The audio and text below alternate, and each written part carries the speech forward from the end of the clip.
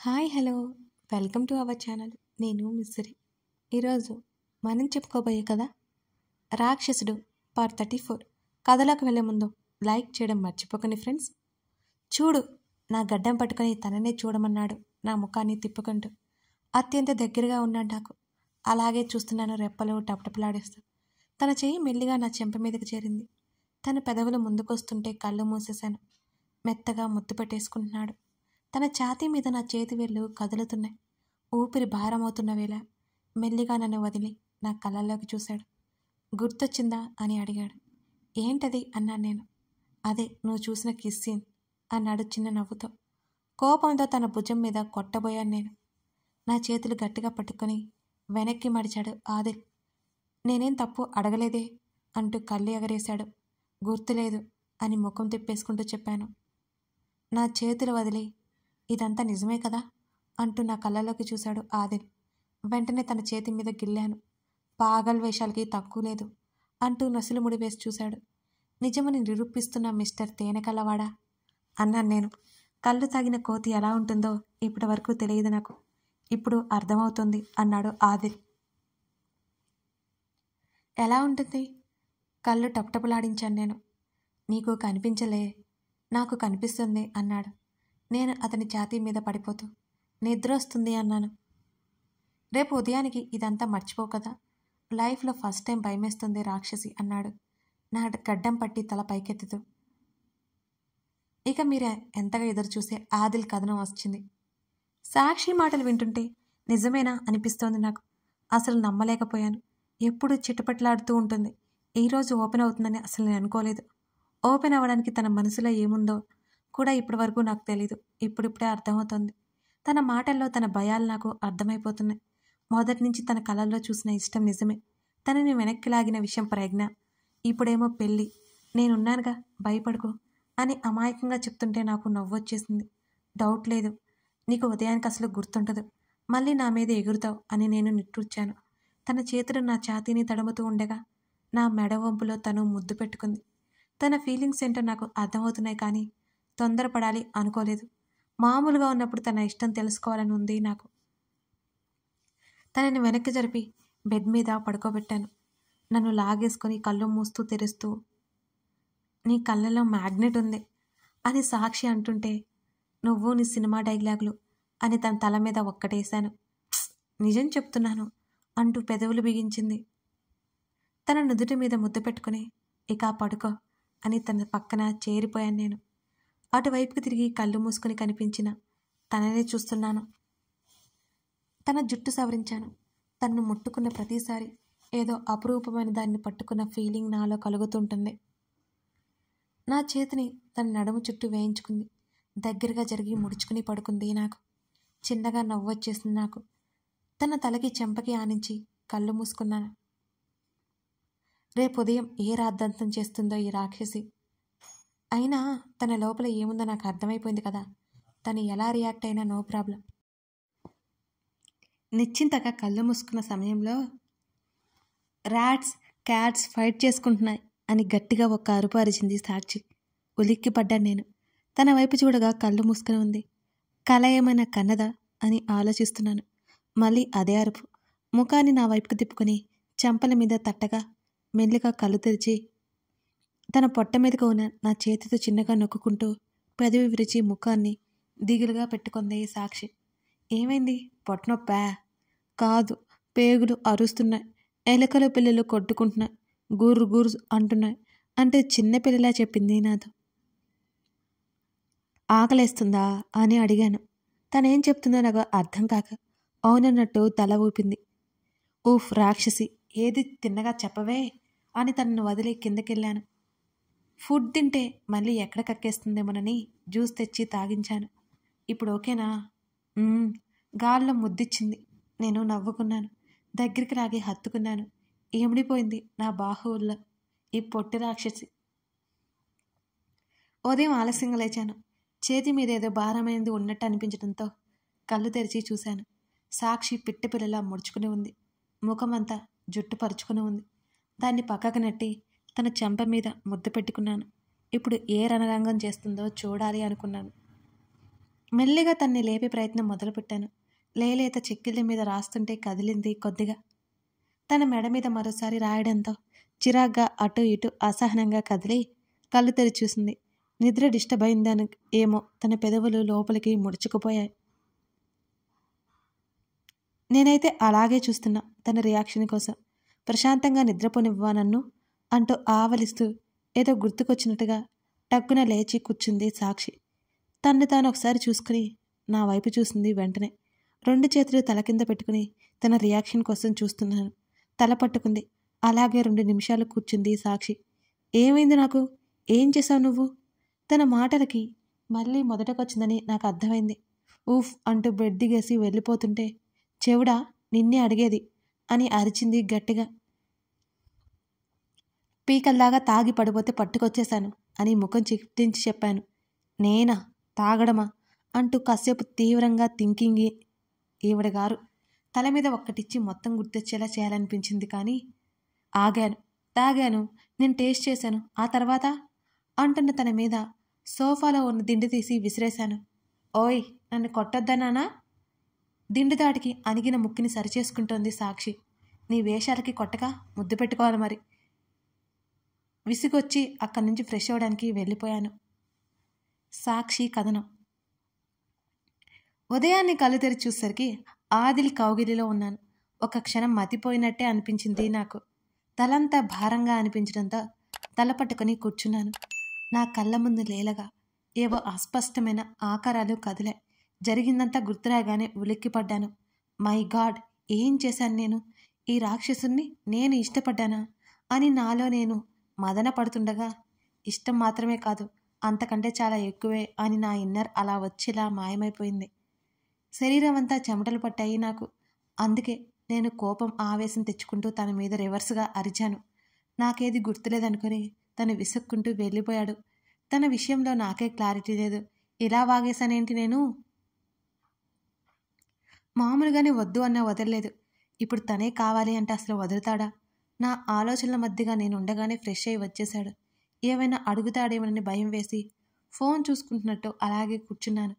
నా వైపు సీరియస్గా చూసి, లే, నిద్రమొహం వేసుకుని ఎంతసేపు ఉంటావు అని మరోసారి విసుక్కున్నాడు తను. అంతేగా, రాత్రి అన్ని మాటలు చెప్పినా నేను ఉదయం గుర్తులేదంటే ఇలాగే మండుతుంటుంది మరి. ఏం పర్లేదు, చూస్తాడు నా కోసం, వెయిట్ చేస్తాడు. పోయేదేముంది, కాస్త ప్రేమ ఎక్కువ అవుతుంది అంతేగా. ఆడుకున్నాడు నాతో. ఇప్పుడు టర్న్ నాది. సోనా అంటే ఏమిటో చూపిస్తా. నన్ను అలా అంటే ఒప్పుకొని మిస్టర్ ఆదిల్ అని కోపంగా బెడ్ దిగి వెళ్ళిపోతుంటే ఎప్పుడొచ్చాడో తెలియదు. నా ముంజేతిని పట్టి లాగడంతో అతని దగ్గరగా వెళ్ళి ఆగాను. ఆ తేనెకళ్ళు నన్నలా సూటిగా చూస్తుంటే తడబడ్డాను. నా బ్రెయిన్లో ఏముందో స్కాన్ చేస్తున్నాడా ఏంటి? దొరికానా? చచ్చానే. చాలా జాగ్రత్తగా మేనేజ్ చేయాలి అనుకుంటున్నాను. ఏంటి? తన చేతిని విదిలించుకుంటూ అడిగాను సీరియస్గా. ఎక్కువ చేస్తున్నావేంటి? రాత్రి ఎన్ని నాటకాలు వేసావో గుర్తులేదా అని అతను కళ్ళెగరేయడంతో నేను తడబడ్డాను. దాన్ని బయటికి కనిపించనీయకుండా చాలా జాగ్రత్తగా కవర్ చేసుకుంటూ, నేనేం చేశాను? సోనా ఇన్నోసెంట్, తాగినా ఏం చేసినా సరే బుద్ధిగా ఉంటుంది అని చెప్పాను. పెదవులు బిగించి తన వైపు చూశాను. ఏంటేంటి? నువ్వు బుద్ధిమంతురాలివి? అవును మరి, నేను ఆపకపోయి ఉంటే అంటూ కాస్త ముందుకు వంగి నా చెవి దగ్గరికి వచ్చి, నువ్వు మన మధ్య అమ్మహ అయిపోయి ఉండేది పాటికి అన్నాడు గుసగుసగా. నేను కళ్ళు పెద్దగా చేసుకున్నాను అతని మాటలకి. వామ్మో, నా మాటలు నాకే అప్పజెప్పేస్తున్నాడే. ఇప్పుడు నేను పొరపాటున నోరు జారాను అంటే టక్కున పట్టేస్తాడు. ఆ తర్వాత బాబోయ్, ఇతని ఆటలు మామూలుగా ఉండవుగా. అంటే ఏంటి? బింకం నటిస్తూ అమాయకంగా అన్నాను. ఏంటో తెలీదా? తెలియకుండానే అన్నావా రాత్రి అని కళ్ళు ఎగరేశాడు. అదిగో, నేనేం అనలేదు రాత్రి. బుద్ధిగా నిద్రపోయి ఉంటాను అంతే అని కనుబొమ్మలు ముడివేసి అడిగాను. ఆహా, సరే, నీకు తెలీదు అంట అంతేనా అని అన్నాడు ఆదిల్. అవును, ముందు దూరం జరిగి నువ్వు నాకు డిస్టెన్స్ మెయింటైన్ చేయాలని తెలీదా? నిన్నటి వరకు ముక్కు మొహం తెలియని వాళ్ళ బిహేవ్ చేశావు కదా, ఇప్పుడేంటిలా అని కోపం నటించేశాను. ఒక్కొక్కసారి ఇది కూడా చాలా కష్టంగా ఉంటుంది ఇతని సమక్షంలో అని నాకు అర్థమవుతోంది. నిన్నటి వరకు అంటే ఏమీ తెలియదు నాకు. ఈరోజు ఒక కొత్త విషయం తెలిసింది. అందుకే ఈ మార్పు అన్నాడు నన్నే చూస్తూ ఆదిల్. అతని చూపులు నన్ను తడుముతుంటే వెంటనే అతన్ని తోవడానికి చూస్తుంటే నా చేతులు రాలేదు. బండోడు వదలడు కదలడు. అయితే నన్ను పట్టేసుకుంటావా? వదులు, నాకు కోపం వస్తుంది అని నేను అనగానే ఇంకా దగ్గరికి లాగేసుకున్నాడు నన్ను రాక్షసుడు. నేను అలాగే కంగారుగా చూస్తుంటే తన చూపుడు వెలితో నా నుదుటి మీద నుంచి మెల్లిగా రాస్తూ ముక్కు దాటగానే కళ్ళు మూసేసుకున్నాడు. నా పెదవులు విపరీతంగా వణికిపోతున్నాయి. నా గుండె దడదడలాడుతోంది. ఊపిరి వేగం పుంజుకోవాలని చూసినా దానివల్ల కావడం లేదు. 2 చేతులు బిగించి అతని ఛాతీ మీదకి చేర్చేశాను. ఇతనేంటి ఇలా ఉంటున్నాడు? సోనా, ఇతను నిన్ను మాయ చేస్తున్నాడే, ఇతని వలలో పడకు అని నాకు నేను సర్ది చెప్పుకుంటున్నాను. నా పెదవి చివరన అతని ఊపిరి తగలగానే ఇంకా బిగుసుకుపోయాను. అతని నెక్స్ట్ స్టెప్ ఏంటో ఆలోచిస్తుంటే గుటకలు పడుతున్నాయి నాకు. అప్రయత్నంగా అతని మెడ చుట్టూ చేతులు వేసేశాను మాలలా. అప్పుడే ఫ్రెష్ అయి వచ్చాడు కదా, షర్ట్లెస్గా ఉన్నాడు అసలే. స్వీట్ హార్ట్ అంటున్న తన గొంతు ఇంకా గుసగుసగా మారింది నా చెవి దగ్గర. ముట్టినట్టు చంపేస్తున్నాడు. నా ముఖం మీద మెల్లిగా గాలి ఊదడంతో చలిగాలి గిలిగింతలు పెట్టిన ఫీలింగ్ నాలో. అసలు నేను నా ఆధీనంలో లేను. నా చెంపల మీద మునివెలితో తట్టడంతో కళ్ళు తెరి చూశాను. అతని దగ్గరగా ఉండడంతో ఉలిక్కిపడి వెనక్కి సర్దుకున్నాను. అయినా నా చేతులు అతని చుట్టూ ఉన్నాయన్న విషయం గుర్తుకొచ్చి గబుక్కున వెనక్కి లాగేసుకున్నాను. సన్నటి నవ్వుతో నన్నే చూస్తున్నాడు. ఇక నాకు మాట్లాడడానికి డైలాగ్ లేదు. ఏం మాట్లాడినా నాకే ఎసరు పడతాడు. అందుకే గబుక్కున అక్కడి నుంచి పారిపోయాను. నేను వచ్చేసరికి తన గదిలో లేడు. ఊపిరి పీల్చుకున్నాను నేను. ఫ్రెష్ అయ్యి కిందకి వెళ్ళేసరికి ఆది వాళ్ళ ఆంటీ వంట చేస్తూ కనిపించింది. నిజంగా ఎవడికేదో పేరు ఉండే ఉంటుంది. అదేంటో తెలుసుకోవాలి మరి. లేకపోతే ఇంత పెద్ద పేరుని పెద్దగా తలుచుకోవడం కష్టం కదా, అలాగే పిలవడం కూడా కష్టమే. గుడ్ మార్నింగ్ ఆంటీ అనగానే నా వైపు ఒకసారి చూసింది. ఆ చూపులో బోల్డన్ని ప్రశ్నలున్నాయి. టిఫిన్ అయిందా, ఆకలేస్తుంది అని అన్నాను నేను. కళ్ళు వెడల్పు చేసి చూసింది ఈవిడ. ఇంటికి వచ్చిన తర్వాత నా అంతట నేను ఆకలేస్తుందని అడగడం ఇదే మొదటిసారి. నేను ఇంటికి వచ్చి దగ్గర నెలన్నరైంది. ఆదిల్ తను వేసిన బెట్లో గెలిచేశాడు. అతని కోసం నా కళ్ళు వెతికాయి. అతను కనిపించలేదు. ఆవిడ ఏం మాట్లాడకుండా టిఫిన్ తీసుకెళ్లి డైనింగ్ టేబుల్ మీద పెట్టింది. ఆదిల్ ఎక్కడా అని అడిగాను మరోసారి చుట్టూ గమనిస్తూ. హాస్పిటల్కి వెళ్ళాడు అని చెప్పి పని చూసుకోసాగింది. టిఫిన్ చేశాడా? లేదు, రావడానికి ఆలస్యమవుతుందట. నువ్వు అడిగితే నీతో చెప్పమన్నాడు అని అందావిడ. హాస్పిటల్కి వెళ్ళి ఆఫీస్కి ఏమైనా వెళ్తాడేమో, తను బయటికి ఎక్కడికి వెళ్ళొద్దు అని చెప్పిన విషయం గుర్తుకొచ్చింది నాకు. లేకపోతే ఆ రోజు ఎప్పుడో వెళ్ళొద్దన్నాడు, ఇప్పుడు వెళ్ళొచ్చా? ఎందుకొచ్చిన గొడవలే, అసలే రాక్షసుడు అని అక్కడి నుంచి రూమ్లోకి వచ్చేశాను. మా అమ్మమ్మ ఫోన్ చేసింది. ఏంటి గుర్తొచ్చానా అని కాల్ లిఫ్ట్ చేయగానే అడిగాను. అది కాదే, ఆదిని అడిగావా? ఏమన్నాడు? నీకంతా తెలుసు కదా, మీ ఇద్దరి మధ్య మొత్తం సెట్ అయిందా అని మా అమ్మమ్మ తెగ ఉత్సాహంగా అడుగుతోంది. ఎందుకు చేసావా? అయితే కాల్ కట్ చేయి అని నేను ఫోన్ పెట్టేయబోతుంటే, ఏయ్ రాక్షసి ఆగవే, ఇంటర్వెల్ ఇది, ఏదో ఒకటి మాట్లాడు అమ్మమ్మ గయ్యమంది. ఇప్పుడైనా ఆ నోటికి రెస్ట్ ఇవ్వమమ్మమ్మ అన్నాను నేను కాస్త వెటకారంగా.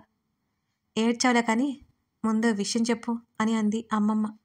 నాకు చిన్నప్పటి నుంచి నాతో అన్నీ చెప్పావు కదా, ఇప్పుడు ఎందుకే నసుకుతున్నావు అని అమ్మమ్మ విసుక్కుంది నన్ను. ఆదిల్ గురించి అన్నాను మెల్లిగా. అవునా, ఏంటది? ఆదిల్ నాకు కరెక్టా అమ్మమ్మ అని అడిగాను. అబ్బో, గాలివాటం మారిందే, ఏడిపించకమ్మమ్మ, చెప్పు అని గారంగా అడిగాను. కాదా మరి, నిన్ను మాకంటే జాగ్రత్తగా చూసుకుంటాడు ఆది, చాలదా అమ్మమ్మ అంది. జాగ్రత్త అని విసుక్కుని, నువ్వు అర్జెంటుగా ఇంటికి రా, నేను నీకోసం చూస్తూ ఉంటాను అని ఆర్డర్ వేశాను. ఏ సోనా, ఇప్పుడు నేను స్కూల్లో ఉన్నానే, రావడం కుదరదు, కావాలంటే సాయంత్రం వస్తాను అని అమ్మమ్మ కంగారుగా అన్నది. వస్తే ఇంకో గంటలో రా, లేకపోతే రావద్దు అని చెప్పేసి కాల్ కట్ చేశాను. మా అమ్మమ్మ నన్ను మామూలుగా తిట్టుకొని ఉండదు, కానీ నా కన్ఫ్యూజన్ వల్ల ఎవరో ఒకరితో మాట్లాడాలి, లేకపోతే కష్టమని నాకు అర్థమవుతుంది. నాలో నేను ఆలోచించుకున్నా నా తప్పు నేను అంగీకరించలేను. ఎదుటి వాళ్ళ తప్పులు ఎత్తి చూపిస్తాను, అది నాకు తెలుసు. అదే అమ్మమ్మ అనుకో, నాకు కరెక్ట్గా అన్నీ చెబుతుంది. ఎలాగూ ఆదిల్ కూడా లేడు కాబట్టి అదే మంచి సమయం. ఈలోపు ఆదిల్ రూమ్ సోదా చేద్దామనుకున్నాను. ఇప్పుడు నేను ఉంటున్న రూమేగా తంది. అన్నీ వెతకడం ప్రారంభించాను. ఎక్కడ నా ఫోటో కాదు కదా, నా ఆనవాళ్ళు కూడా కనిపించలేదు. నా పిచ్చి కానీ అతను నాకు కనిపించేలా ఎందుకు పెడతాడేంటి? అసలు ఈ ప్రెగ్నమేటర్ ఏంటి? మా రిలేషన్ స్ట్రాంగ్ అవ్వాలి అంటే ఇలాంటి డిస్టర్బెన్సెస్ అసలు ఉండకూడదు. అంతవరకు ఎదురు చూస్తాను, అంతేగాని వీటన్నిటి మధ్య అతనికి నా మనసులో ఉన్న విషయం చెప్పలేను. అతనికి తెలిసినా సరే నేను స్వయంగా చెప్తేనే అతడు తిరిగి మామూలుగా ఉండగలడు కదా. లేకపోతే మా మధ్య ఉన్న కాస్త దూరం అలాగే ఉంటుంది. అదే మంచిది అతనికి, నాకు, ఇద్దరికి. గంటన్నర తర్వాత మా అమ్మమ్మ వచ్చి రాగానే తిట్ల ప్రవాహం మొదలుపెట్టింది. అవన్నీ బుద్ధిమంతురాల్లా విన్న తర్వాత అమ్మమ్మ చేతిని పట్టుకొని స్విమ్మింగ్ పూల్ దగ్గర గట్టు మీద కూర్చున్నాను నేను. ఎందుకే అంత హడావుడిగా రమ్మన్నావు? కొంపలేమన్నా మునిగిపోయాయా అని తిట్లకు లేచింది మా అమ్మమ్మ. నేను చెప్పేది వినుమా అని అమ్మమ్మ భుజం మీద తలవాల్చాను. ఏంటో చెప్పు అని అంది కాస్త కంగారుగాని. ఆదిల్ నిజంగా మంచివాడా? నేను అతని గురించి నీతో చెప్పాను కదా అని అడిగాను నీళ్ల వైపే చూస్తూ. మంచివాడో కాడో నాకు తెలీదు. నిన్నైతే ప్రేమిస్తున్నాడు, ప్రేమగా చూసుకుంటాడు, నీకేం కాకుండా రక్షిస్తాడు అని నా చేతి మీద చెయ్యేసి చెప్పింది మా అమ్మమ్మ. అమ్మమ్మ సమాధానానికి నా పెదవుల మీద నవ్వొచ్చింది. ఇప్పుడు నన్ను పట్టుబట్టి రప్పించింది ఎందుకేనా అని అడిగింది. నాకు కొన్ని సందేహాలున్నాయి, ఏం చేయాలో అర్థం కావడం లేదు అంటూ దూరం జరిగి తలెత్తి అమ్మమ్మని చూశాను. సోనా, ఒకటి చెప్పనా? ప్రతి మనిషి తప్పులు చేస్తారు, పొరపాట్లు చేస్తారు. ఎవరు పర్ఫెక్ట్ కాదు, అది గుర్తుపెట్టుకో. నీకేమైనా సందేహాలుంటే నేరుగా ఆదిని అడుగు. ఇద్దరు కూర్చుని మాట్లాడుకోండి. అది నీకు అతనంటే ప్రేమ ఉంటేనే, అతనంటే ఇష్టం ఏమాత్రం లేకపోతే నిజంగానే ఈ బలవంతమైన బంధంలో నిన్ను ఉండవని మేము చెప్పం. ఇంకో నెల నీలో మార్పు రాకపోతే నిన్ను పంపిస్తానని ఆదిల్ చెప్పాడు. ఈలోపు అతను నిన్ను ప్రమాదం నుంచి బయటపడేయాలి కదా. అమ్మమ్మ ఆ చివరి మాటలు నాకు అర్థం కాలేదు నిజంగానే. ఏంటమ్మమ్మ నువ్వు అనేది అని అయోమయంగా అన్నాను నేను. కథ కొనసాగుతోంది. అంటే సాక్షికి తెలియకుండా ఏదో జరుగుతోంది. ఆ ప్రమాదం ఏమై ఉంటుంది? ఆదిల్ ఏం చేయబోతున్నాడు? ఇవన్నీ తెలియాలి అంటే మీరు మన రాక్షసుడు స్టోరీని ఫాలో అవ్వాల్సిందే. ఇంతవరకు జరిగిన స్టోరీ మీకు ఎలా అనిపించింది కమెంట్లో చెప్పేయండి. అలాగే మన స్టోరీ మీకు నచ్చితే లైక్ చేయడం, కామెంట్ చేయడం, సబ్స్క్రైబ్ చేసుకోవడం అసలు మర్చిపోకండి. అవే కదా నాకు ఎనర్జీని ఇస్తాయి. Thank you for watching this video.